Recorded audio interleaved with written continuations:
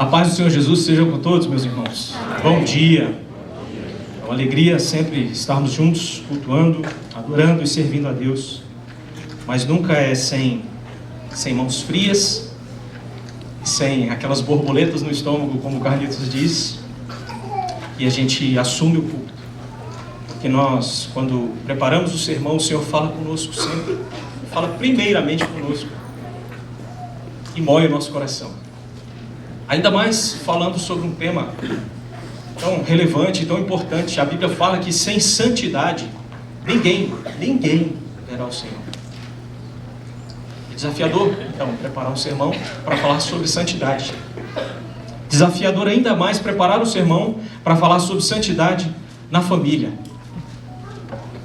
Ainda mais para nós homens, porque recai sobre nós a responsabilidade de liderar essa família aos pés da cruz.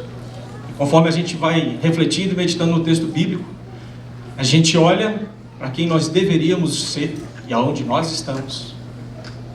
E o rosto cobre de vergonha, como a palavra diz. Eu espero nessa manhã que o nosso rosto cobre de vergonha, não apenas o meu, enquanto preparava esse sermão. Eu quero convidar os irmãos a abrirem a palavra do Senhor. Lá em Colossenses, versos 3, nós vamos ler do 12 ao 17. Colossenses 3, do 12 ao 17. E hoje eu quero refletir com os irmãos num tema que fala assim: santidade na família. Como desenvolver uma santidade genuína. Colossenses 3, de 12 a 17. Eu vou ler e peço que os irmãos me acompanhem. As virtudes devem ser cultivadas. Revesti-vos, pois, como eleitos de Deus, santos e amados, revesti-vos de ternos afetos de misericórdia, de bondade, de humildade, de mansidão, de longanimidade. Suportai-vos uns aos outros, perdoai-vos mutuamente, caso alguém tenha motivo de queixa contra outrem. Assim como o Senhor vos perdoou, assim também perdoai vós. Acima de tudo isto, porém, esteja o amor, que é o vínculo da perfeição. Seja a paz de Cristo o árbitro em vosso coração, a qual também fostes chamados em um só corpo, e sede agradecidos.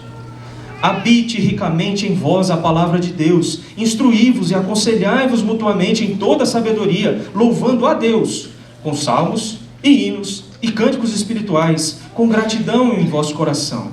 E tudo quanto fizerdes, seja em palavra, seja em ação, fazei-o em nome do Senhor Jesus, dando por ele graças a Deus Pai.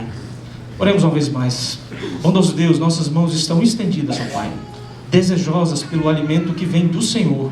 Que o Teu Santo Espírito desça aqui nessa manhã, ó Deus, que fale conosco, que pastoreie o coração de cada um aqui, ó Deus, que encoraje quem precisa de encorajamento, que confronte quem precisa ser confrontado, que aqui haja, ó Deus, de fato conversão, que aqui haja restauração, que haja decisões firmes para abandono de pecados, que haja decisões firmes de vida permanente com o Senhor.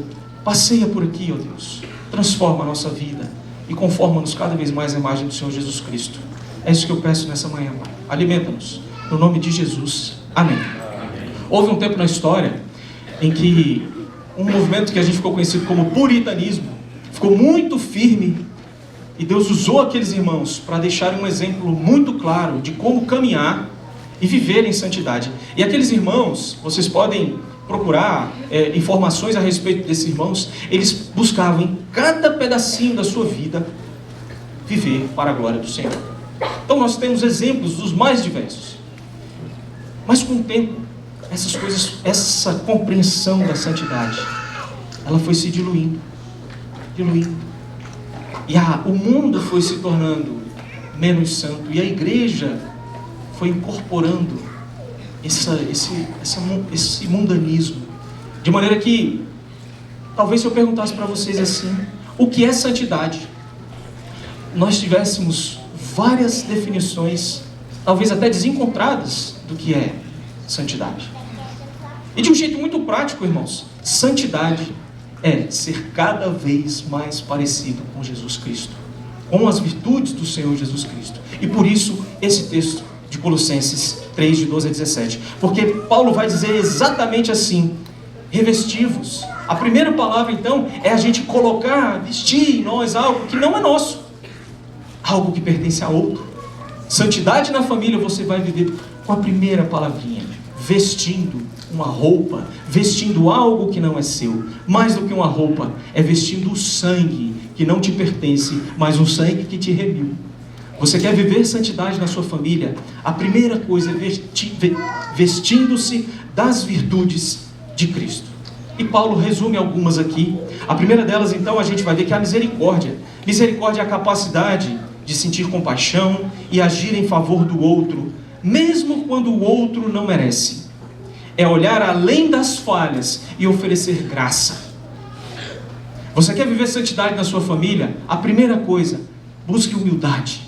Busque olhar para aquelas pessoas que estão debaixo daquele teto, sabendo que são pecadores miseráveis, incluindo você. E que é preciso buscar oferecer essa graça que nós recebemos diariamente no trato com aqueles que nós dizemos amar. Depois a palavra vai dizer a benignidade, o que envolve ser gentil, amável, generoso e tratar o outro com bondade e consideração, independentemente das circunstâncias. Enquanto eu fazia essa anotação, eu me lembrava das inúmeras vezes em que eu não fui benigno dentro do meu lar. Quer viver em santidade, querido? A primeira coisa é olhar para você, reconhecendo com essa humildade que você não é um grande pecador, que carece da glória do Senhor Jesus Cristo. E reconhecendo quem você é, não exigir do outro a perfeição que nós não temos como oferecer. A santidade no lar vem então com a compreensão da misericórdia, com a compreensão de que precisamos ser benignos, mas vem também com a característica da mansidão, que é a força controladora. É preciso ser gentil e paciente mesmo quando provocado e buscar reconciliação em vez de conflito. Eu sempre conto esse exemplo porque, conversando com um irmão muito querido, eu dizia que muitas vezes a gente tem dificuldade, a gente é muito hábil em matar o outro na unha dentro de casa. Seja os nossos filhos, seja o nosso cônjuge. Quer viver em santidade, querido? É preciso então você abrir mão de toda a sua ira, buscar em Jesus Cristo uma vida mansa. Por fim, dentro dessas virtudes que você precisa vestir, a virtude da longanimidade. Longanimidade é a paciência perseverante, não é uma paciência curta. É uma paciência por toda uma vida. É suportar dificuldades e esperar com confiança que Deus está no controle. Muitas vezes a gente fica impaciente e irritadiço dentro do nosso lar porque a pessoa não age como a gente quer. E muitas vezes o erro está em nós, porque queremos aquela pessoa conformada a quem nós somos e não em quem nós deveremos ser em Cristo Jesus. Então a gente exige coisas que não são próprias de um lar cristão. Então, um lar cristão que quer ser próspero precisa se vestir dessas virtudes. E aqui então nós vamos trabalhar uma virtude genuína. Ser santo, querido, não é usar determinado tipo de roupa. Ser santo não é deixar de usar determinados tipos de adorno. Ser santo, minha irmã, não é você não pintar o seu cabelo e viver andando por aí com um coque.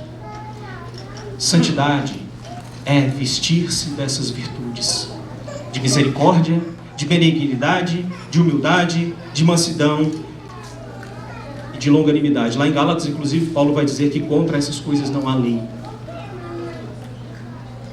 Pois bem, vestindo-se dessas virtudes, nós também devemos trabalhar na nossa vida o perdão e a compaixão. O apóstolo Paulo então vai dizer que o perdão mútuo, assim como Cristo nos perdoou, olha só o crivo, olha onde ele amarra o argumento. Assim como Cristo nos perdoou, nós devemos perdoar uns aos outros. Isso não apenas restaura os nossos relacionamentos, isso nos coloca numa condição de submissão ao Senhor Jesus. É Ele quem julga, é Ele quem vai pastorear os corações, por intermédio da palavra do Senhor, por intermédio da oração. Portanto, irmãos, nós devemos ter uma constante na nossa família de perdão e de compaixão. E aqui eu faço um parêntese, porque nós vivemos um tempo de famílias destruídas, irmãos. E famílias destruídas dentro da própria igreja. E talvez seja o seu caso nessa manhã. Talvez o teu casamento não está legal e você está aqui sentado cumprindo um papel. Talvez ainda não teve o desfecho pior de todos, que é uma família desfeita. Muitas vezes, é muito comum que essa destruição do lar esteja amarrada num ego muito grande. Pessoas que não são capazes de pedir perdão e de oferecer perdão. Pessoas que não são capazes de serem compassivas e dar um passo atrás e dizer: ok, vamos reconstruir, vamos buscar no Senhor a reconstrução. Quero te convidar, irmão, nessa manhã, a dar um passo, se esse é o seu caso, e recomeçar a sua história de vida dentro do seu lar, com o seu cônjuge. Faz quanto tempo que você não pega na mão da sua querida? Com sinceridade, não é de um jeito truculento, não. É de um jeito amoroso, perdoador e compassivo. A santidade no lar vem quando nós compreendemos o grande pecado que cometemos contra o nosso Deus e o grande perdão que recebemos na cruz e a grande compaixão quando o sangue vertido, derramado por alguém impuro. Tem uma música que eu gosto muito do Estênio Marcius, que ele fala que Jesus, assim, vai verter a vida do corpo seu para lavar o sujo de alguém como eu.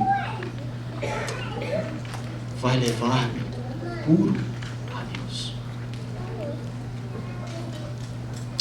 Nós fomos objeto desse grande amor, que nos lavou e nos regenerou.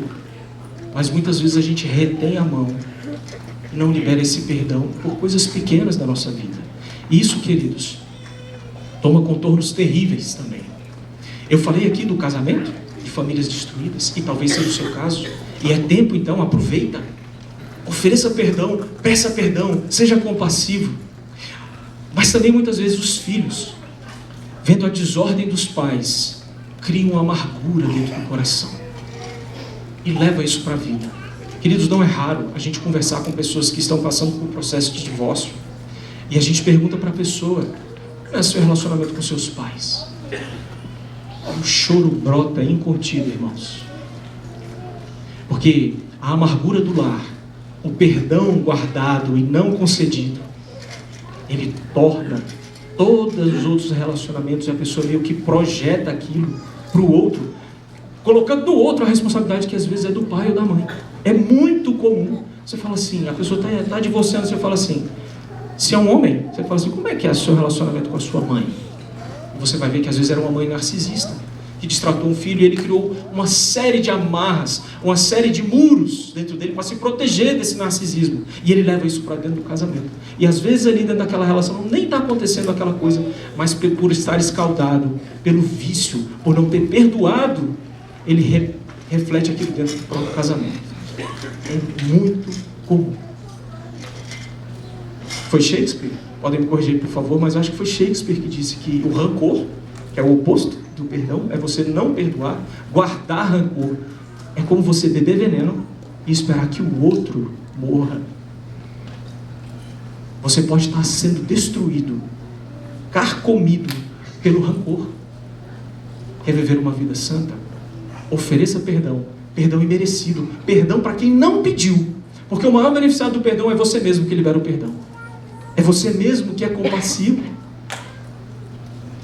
Desfaz desse fardo, dá trabalho demais lembrar de todo mundo que te ofende, deixa para lá, perdoa. Não é esquecer a ofensa, não é isso, mas é não deixar que ela governe as suas emoções, é não deixar que ela governe as suas atitudes. Eu já feri pessoas e também já fui ferido. E é difícil perdoar. A verdade é essa. Mas o argumento do apóstolo Paulo aqui nesse texto é que assim como Cristo perdoou a mim e a você, nós precisamos também reverberar esse perdão. Quem dirá dentro da nossa casa? Enquanto eu falo aqui, faz uma análise, querido. Desde quando você tem guardado rancor? Você é pródigo? Você é voluntarioso em liberar perdão? E ser tardio em irar-se? Ou você é aquele que tem um estopim curtinho e qualquer centelha você já pega fogo, estoura e a casa fica uma desordem geral? Perdão, portanto, perdão e compaixão devem ser a nossa roupa diária, aquilo que a gente veste todo dia. São uma escolha consciente, uma resposta à graça que recebemos de Deus, e nós temos o dever de estendê-la ao nosso próximo. Paulo prossegue no texto e vai dizendo então, versículo 14: acima de tudo isso, porém, esteja o amor, que é o vínculo da perfeição. Pois bem, nós quando amamos sinceramente, somos capazes de suportar, de perdoar, de ser compassivo, de ser benigno, de viver numa postura de humildade, porque quando nós amamos, nós queremos servir ao nosso próximo. O amor é o maior mandamento, ele transcende todas as virtudes e ele nos une. Amar é sacrificar-se pelo outro, assim como Cristo fez por nós. E o amor não é apenas um sentimento, apesar da sociedade muitas vezes colocar o amor como sentimento. O amor é uma decisão, querido. O amor não é você, ai, meu coração fibrilou. Isso é coisa de adolescente, querido. E o bom da adolescência é que ela passa.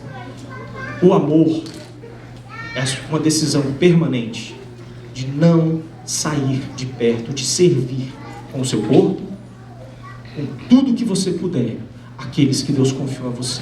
Viver santidade dentro de casa tem essa cola. É João Calvino que vai dizer que o amor é como se fosse uma cola que amarra todas essas virtudes que nós falamos até aqui. Sem o amor, fica tudo solto e fica tudo desconexo e você não vai entender o que está fazendo. É preciso amar nesse contexto de ser uma decisão permanente de servir aqueles que Deus confiou a você. Da mesma forma com que formos amados em Cristo, temos o dever de amar aqueles que o Senhor colocou debaixo da nossa autoridade no lar. Portanto, queridos, nós não podemos nos furtar de demonstrarem até em pequenos gestos de bondade e serviço o quanto nós amamos. E aqui eu me lembro de uma pregação que eu estive uma vez lá no Encontro da Fiel. Isso foi 2008, Heitor e Cris, a gente estava junto. O Stuart Elliott é um senhorzinho, vale a pena acompanhar esse cidadão. Quando ele subiu no púlpito, eu falei, vou dormir. Ele encurvadinho, foi subindo devagar, se colocou ao púlpito. Eu falei, Deus do céu, cuida do meu sono, a gente acabou de viajar. Mas o Espírito Santo usou aquele homem para falar poderosamente ao meu coração. E uma lição que eu gostaria muito de aplicar aqui é que ele explicou a diferença dos troncos verbais no hebraico. Eu sei que fica meio técnico aqui, mas eu vou tentar ser prático para explicar para os irmãos.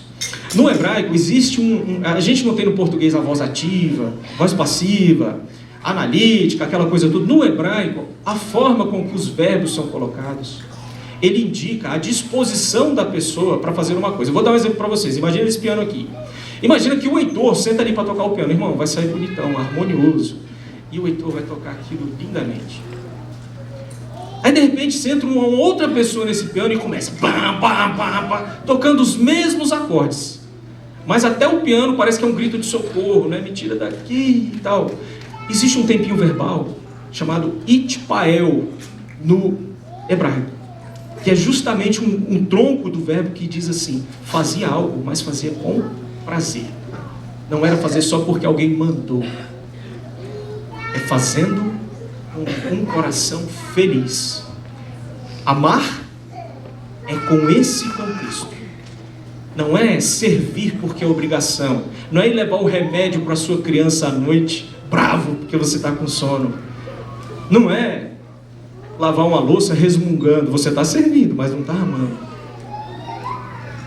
É servir itpael. Ispael, eu não sei o nome certo porque eu não sou letrado em hebraico. Os irmãos, por favor, me corrijam depois. Mas é nesse tempo, é nesse contexto de amar com o coração disposto e feliz. Vocês percebem então como isso tudo está amarrado mesmo por essa cola? Porque não tem como ser humilde sem ter um coração voluntarioso. Não tem como ser benigno sem estar fazendo isso com alegria. Não tem como. Você pode até tentar perdoar sem ser genuíno, mas não vai dar certo. Você vai virar um falso. Então nós precisamos nos lembrar do amor, que é o vínculo da perfeição. Acima de tudo isso, porém, verso 14, esteja o amor, que é o vínculo da perfeição. E aí Paulo então vai concluindo o texto. E ele diz assim, a paz de Deus vai ser, no versículo 15, seja a paz de Cristo o árbitro em vosso coração, a qual também fostes chamados em um só corpo, e sede agradecidos. Paulo lembra os crentes de que a paz de Deus deve reinar em seus corações, e essa paz transcende as circunstâncias. A paz é um dom de Deus. A paz de Deus vai além da ausência de conflito. A paz de Deus é a tranquilidade interior que vem de confiar em Deus, independentemente das circunstâncias. E nós precisamos buscar a paz em nossas relações dentro de nossa casa, não só dentro de nossa casa, mas na ênfase do sermão hoje. Porque a paz evidencia a nossa confiança no Senhor. Porque é o Senhor quem julga a nossa causa. Ele sempre fará melhor, independentemente das circunstâncias externas. Enquanto eu fazia essa anotação, eu me lembrava da paciência de Jó e da disposição de Jó em viver em paz, ainda que no sofrimento, ainda que na dor, ainda que na dificuldade. Os textos finais do livro de Jó são lindos e eles nos dão motivo de sobra para a gente confiar e viver em paz em Deus. Jó começa a questionar a Deus e falar assim: por quê? Por que tudo isso? E aí o Senhor, do meio de um redemoinho, vira para Jó e fala: ô Jó, querido, aonde você estava quando eu coloquei as estrelas no céu, bonitão? Você sabe explicar para mim como é que uma cabra dá conta de subir tão alto e parir, ninguém sabe onde ela pariu, de repente aparece um monte de cabrinha lá junto dela?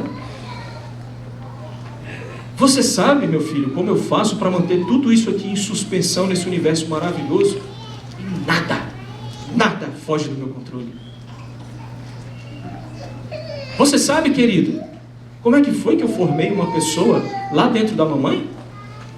E como eu coloquei um código de DNA lá específico que identifica aquela pessoa? Cada um de nós, dizem os cientistas, possui um código de DNA que, se fosse possível escrever uma linha assim, com todo o nosso código de DNA, cada um de nós, o DNA de cada um daria voltas no planeta. Quantas voltas do planeta aqui nessa manhã? Jó, querido, onde você estava quando eu coloquei o DNA de cada um? E aí Jó, humildemente, vai dizer assim: realmente eu falei besteira, né? Mexi com quem estava aqui. Eu me envergonho no pó e na cinza. Antes eu te conhecia, de ouvir falar, mas os meus olhos agora te veem.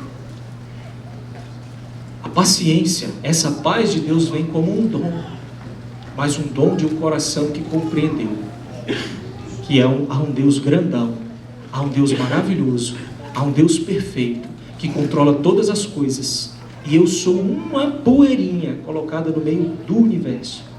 Apesar disso, esse Deus me amou, me capacitou de inteligência, me chamou para conviver com Ele, para viver em paz com Ele.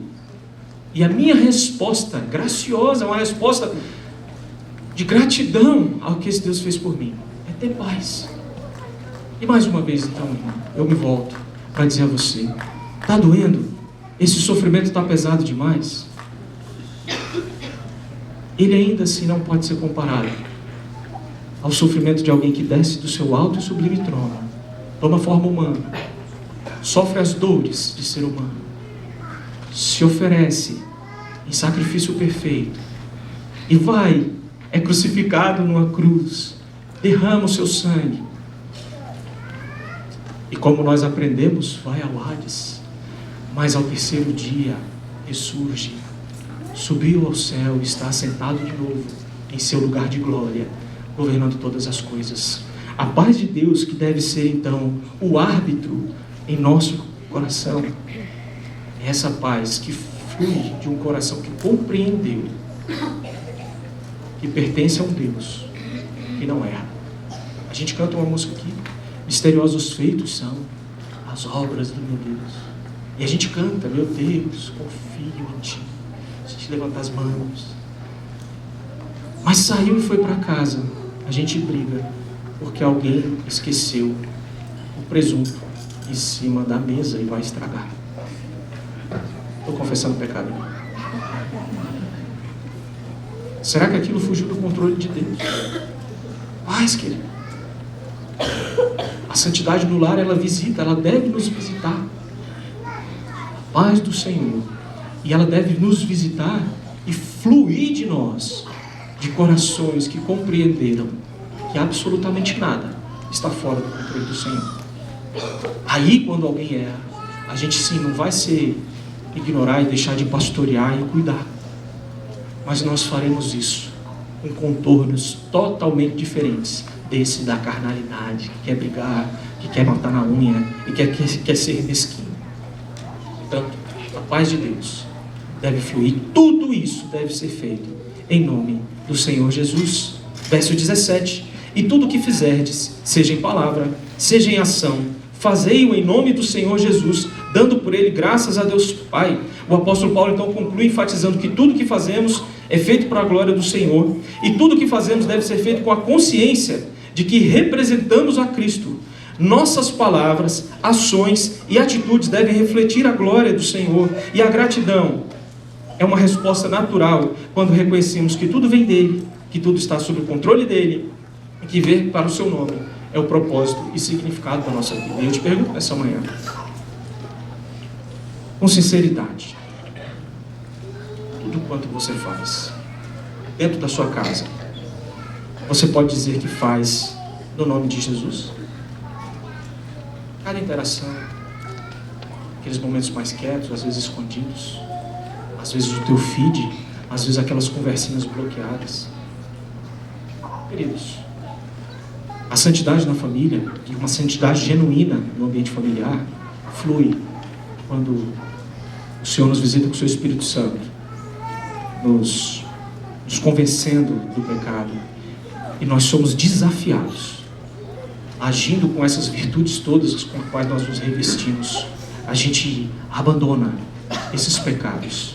Eu comecei falando dos puritanos, e eles tinham essa compreensão de que até mesmo o ato de tomar uma refeição devia ser para a honra e glória do Senhor Jesus.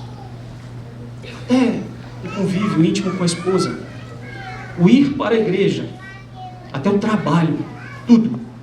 Os puritanos, eles tornaram de um jeito muito prático que não há divisão entre sacro e profano. Essa não é a visão bíblica e a visão reformada da qual nós herdamos da nossa vida. Tudo é santo. Não existe algo que é próprio da religião e algo que não é próprio. Tudo é para o Senhor. E esse pensamento, nós divergimos então dos romanos, dos católicos romanos. Esse pensamento de que tudo é para a glória de Deus tem a base bíblica. E por isso a gente fala só a Escritura, porque os nossos pensamentos devem fluir da Escritura. Somente a Escritura. E a Escritura nos diz então, tudo o quanto você fizer, você faz em nome do Senhor Jesus. E tudo na Bíblia, essa palavrinha dá um trabalho, né, Cris? Tudo, pode representar tudo, absolutamente tudo. Quando a Bíblia fala que Jesus ou que o Senhor ama a todos, todos ali representa todos. Quando a Bíblia fala que todos estavam na Judéia, todos da Judéia estavam acompanhando o Senhor, eram todos da Judéia que estavam lá? Não, a palavra todos, ela nesses contextos representa de todo tipo de gente. Tinha gente rica, gente pobre, tinha político, tinha até gente que era religioso. Todos então é no sentido de gente de todo tipo. Mas aqui Paulo fez questão de dizer, tudo é tudo mesmo nesse caso, porque tudo, seja em ação, seja em palavra. E aí Paulo amarra.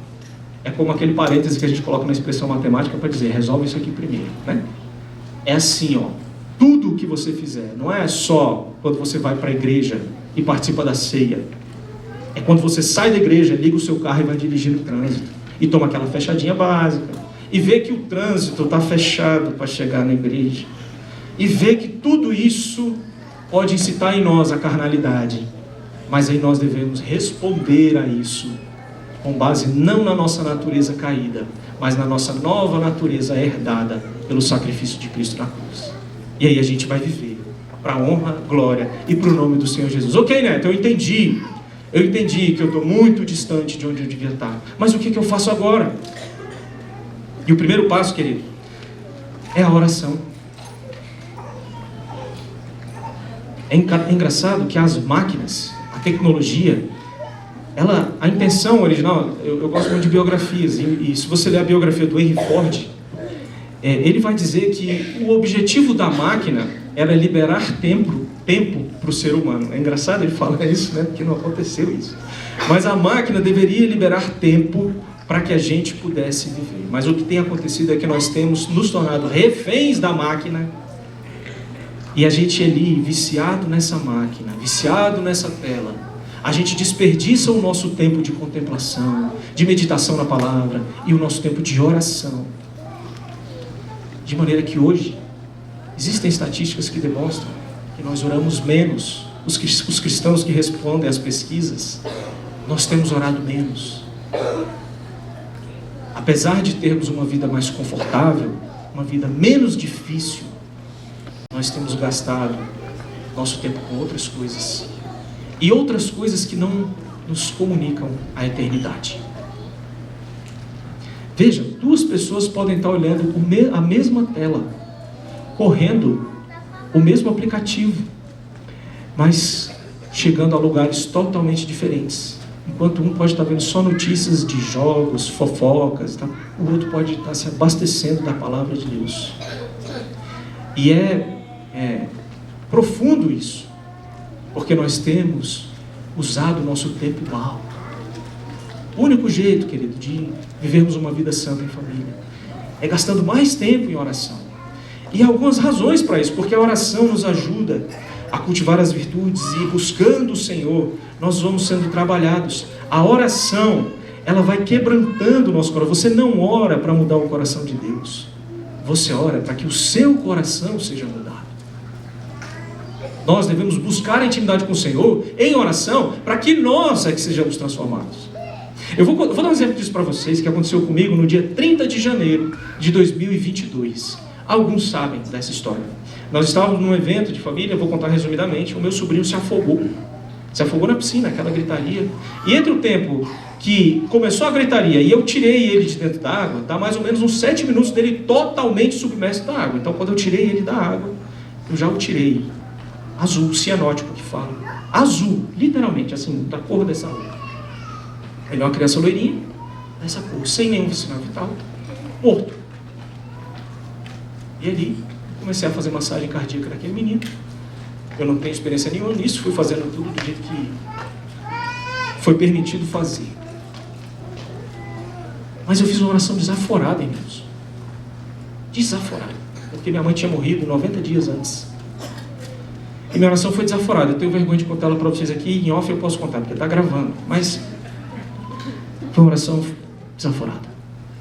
Depois, conversando com meu pai, ele me contou a oração que ele fez. Aí que eu fiquei com mais vergonha ainda. Porque enquanto eu fazia uma oração pensando apenas no meu sofrimento, o meu pai fez uma oração. E eu estou contando isso aqui porque é o que eu me lembro, tá? Meu pai, eu não estou santificando meu pai não, mas é um exemplo para vocês entenderem o quanto que um líder presente e entregue ao Senhor pode influenciar até um filho já velho, já casado, já seguindo a sua vida. A oração do meu pai para a criança morta ali foi assim: Senhor, eu te louvo porque o Senhor criou essa criança que tanto nos alegrou por todos esses anos. Senhor, eu te louvo porque na vida dele o Senhor usou para nos curar de tantas dores. E se for da sua vontade, se for para glorificar o Senhor mesmo, devolve essa criança para nós. Uma oração totalmente diferente da minha. A minha, enquanto eu desafiava Deus e dizia que eu não aceitava, que eu não aceitava aquilo. Uma oração de um coração que compreendeu que não manda em Deus, que apenas humildemente pode receber, se Ele quiser, aquela graça que tem sido pedida. A oração, portanto, irmãos, ela nos quebranta. A oração do meu pai me quebrantou e me colocou no meu devido lugar. Quando ele me conta isso, aí eu oro de novo e falo: Senhor, perdão pelo jeito que eu falei. Perdão por orar de um jeito tão errado. Tem misericórdia de mim. E obrigado, porque o Bernardo voltou à vida. O Bernardo, ele está bem, ele não tem nenhuma sequela. Mas o foco aqui é a oração. O foco, então, é nós percebemos que quanto mais a gente ora, mais a gente percebe que precisa orar. Quanto mais a gente ora, mais a gente percebe que o nosso coração ainda está cheio de arestas que precisam ser aparadas. Quanto mais você orar, irmão, mais você vai perceber quão distante está de quem você deveria ser em Cristo Jesus. E falando isso aqui, eu fico receoso de que aconteça mesmo algo que o reverendo Fábio fala aqui às vezes. A gente vem, a gente ouve o sermão, a gente canta músicas, a gente ouve a palavra do Senhor. Mas muitas vezes a gente sai daqui, a gente fica meio que, assim, saturado com a palavra do Senhor. Mas isso ali não muda.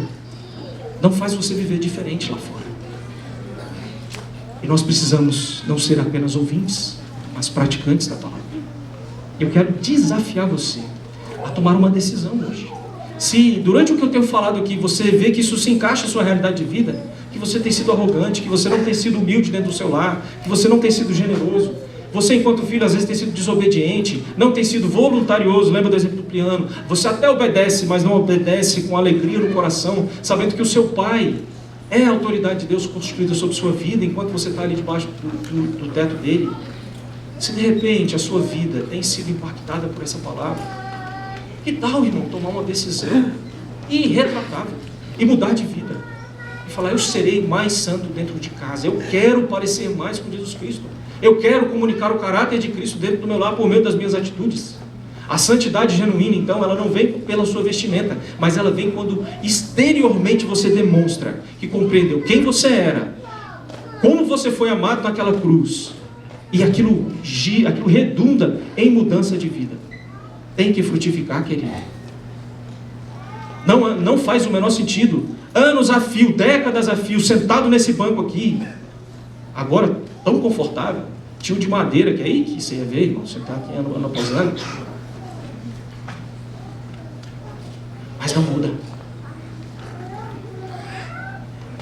Revestir-se dessas virtudes, querido, é o termômetro que você tem para saber se você está se enganando, achando que vai morrer e vai para o céu. As virtudes, quanto mais benigno, quanto mais humilde, quanto mais amoroso, quanto mais vivendo em paz, isso são evidências externas de que o seu coração foi regenerado e transformado. E a oração é o caminho que você deve percorrer para ir no trono e perguntar, Senhor, trabalhe no meu coração. Nesse evento com o meu sobrinho, eu vi o quanto meu coração ainda era cheio de mim mesmo, achando que eu poderia mandar em Deus. Por fim, eu quero fazer um comparativo com vocês. Agora a gente fala então das virtudes que deveria cultivar, mas tem uma palavrinha que eu não explorei aqui e deixei para o final. Versículo 12, Paulo vai dizer assim, revesti-vos, pois o quê? Em algumas traduções vai dizer assim, consequentemente ou por causa de alguma coisa, você deve se revestir. E o que é isso? Aí você volta um pouquinho na sua Bíblia, você vai lá em Colossenses 2, 20 a 23, olha só, Colossenses 2, 20 a 23, aí faz sentido. Se morrestes com Cristo para os rudimentos, ou seja, para a base das coisas desse mundo, porque como se vivesseis no mundo, vos sujeitais a ordenanças.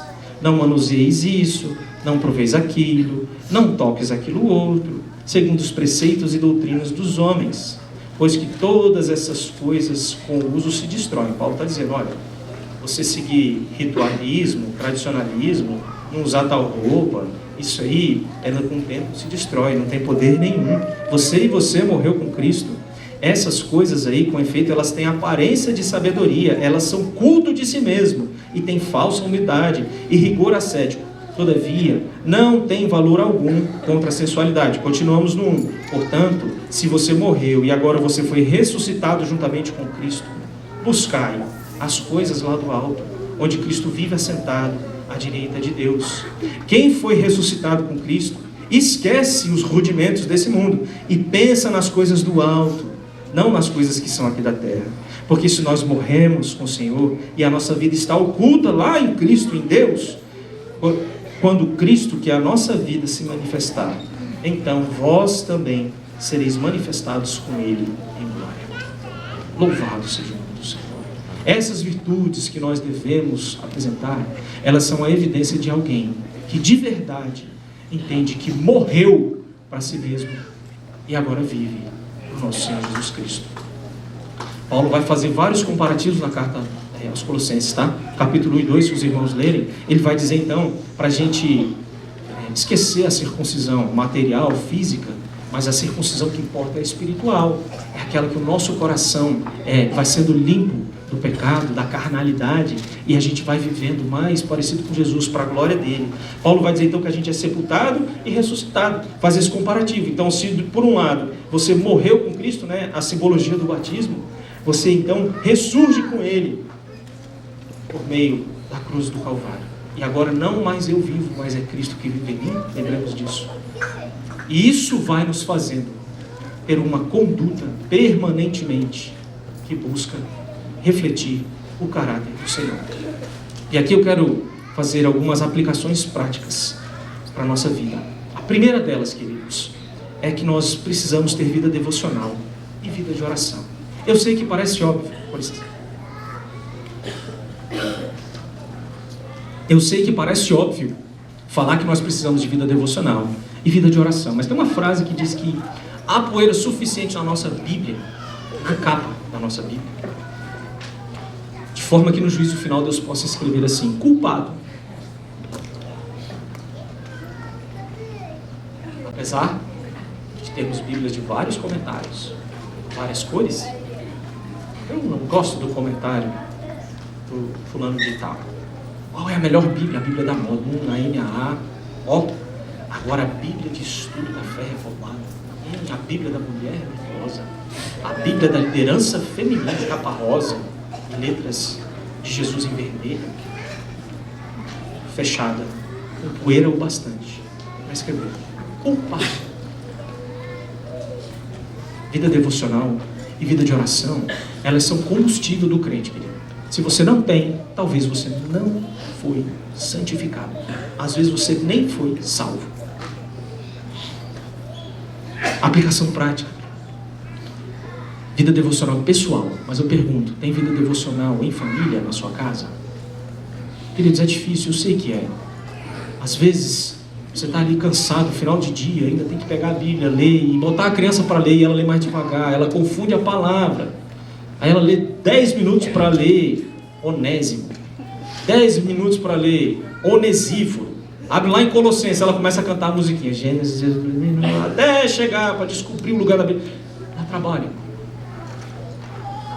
Dá trabalho quando é um filho, quando 2 filhos, 3 filhos, e agora eu que vou ter o 4º filho. Que maravilha, minha pequena está grávida de novo. Vai dar trabalho. Mas eu vou usar a frase de uma irmã, de uma pessoa da história cristã. Eu não sei se ela é minha irmã, porque eu não conheço o coração. Mas ela diz assim: é justo que muito custe o que muito vale. Nós estamos falando da eternidade. Nós estamos falando do céu. Nós estamos falando de almas colocadas dentro da nossa casa. E nós precisamos ter essa compreensão de que os nossos filhos, de que o nosso cônjuge, eles são eternos. Você olha para a sua família assim? E se a sua família é eterna, como você lida com a hipótese de eles não estarem com você na eternidade, no mesmo lugar que você? E eu estou tendo cuidado para fazer essa frase, porque às vezes eles é que estarão no céu. Como você lida com isso? Como você lida com um filho que não foi salvo, não foi remido pelo Senhor? Eu sei que não depende do seu esforço, mas a palavra diz para você: prega. A palavra diz: lidera esse lar. A palavra diz: assuma a frente dessa casa, abra a Bíblia, ora, ensina a criança no caminho que deve andar. E a gente negligencia. Se muitas vezes os pais tendo toda a dedicação do mundo, os filhos se desviam, quem dirá não tendo dedicação nenhuma, querido? Eu sei, é difícil, como eu tenho dito aqui. Às vezes eu durmo lendo a Bíblia com as minhas filhas. Eu caio, eu pesco assim. Aí a Helena fala: papai? Eu falo: não, é só um momento aqui de unção, né? Mas, tô brincando. Mas, queridos, só para descontrair um pouco, nós precisamos construir vida devocional e vida de oração em nossa casa. Qual é o primeiro recurso que você faz quando a nota vem vermelha na prova? É brigar, querido? Ou é pôr o joelhinho no chão e clamar ao Senhor? O Senhor, abre o entendimento desse menino, a cabeça não está aqui só para fazer peso. Ajuda ele a compreender e buscar em Deus a motivação correta para ele estudar.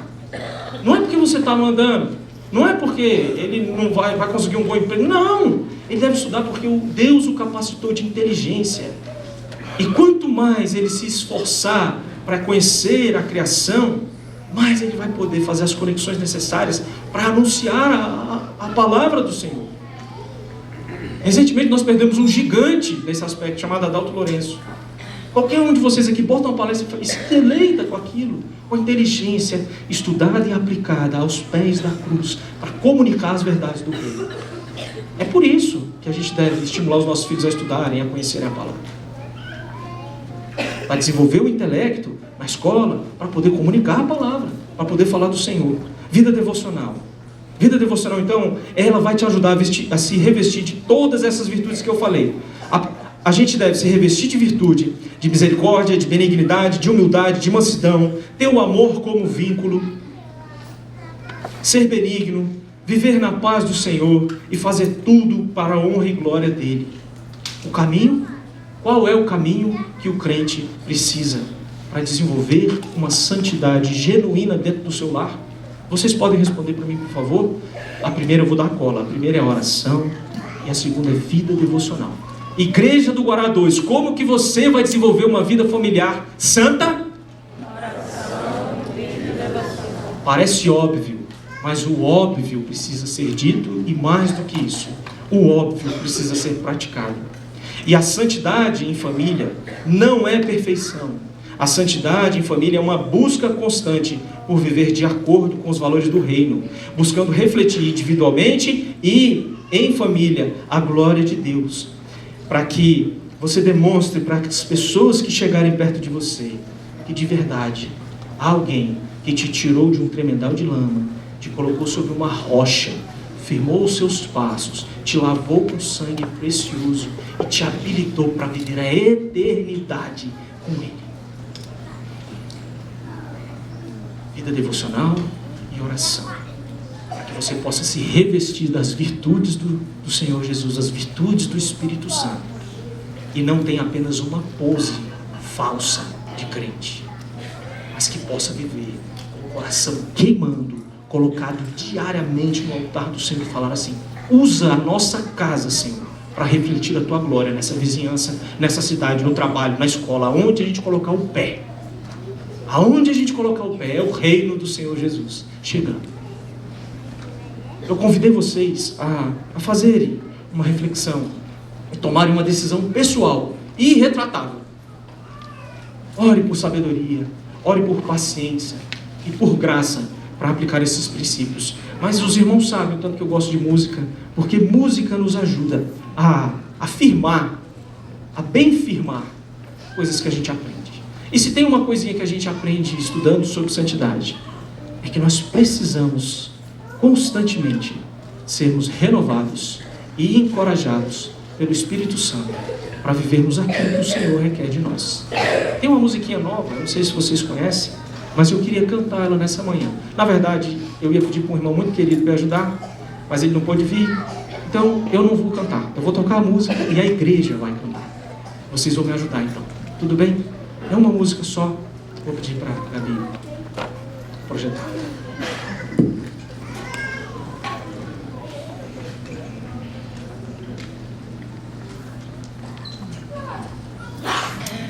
Vamos ficar de pé, meus irmãos?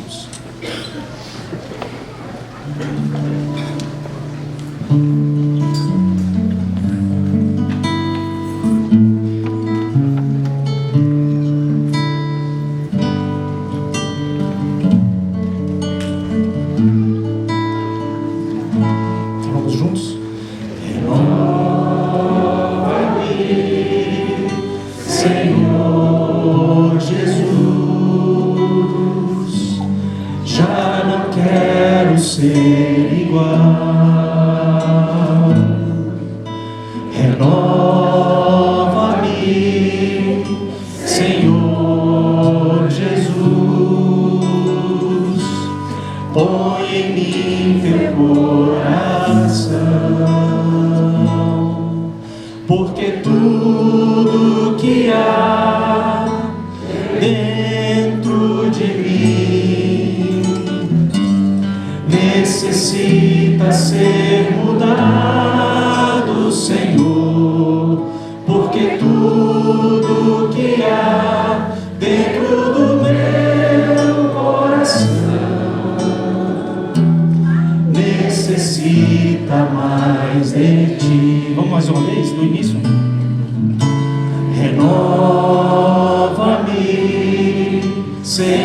Senhor Jesus, já não quero ser igual.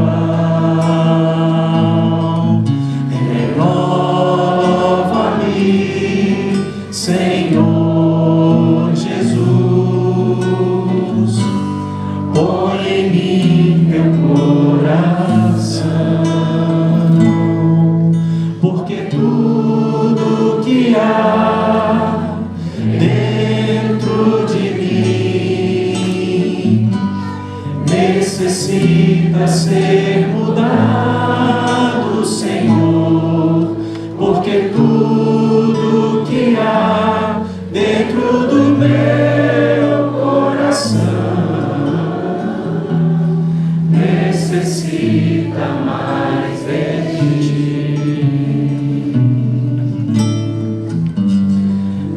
Necessita mais de ti.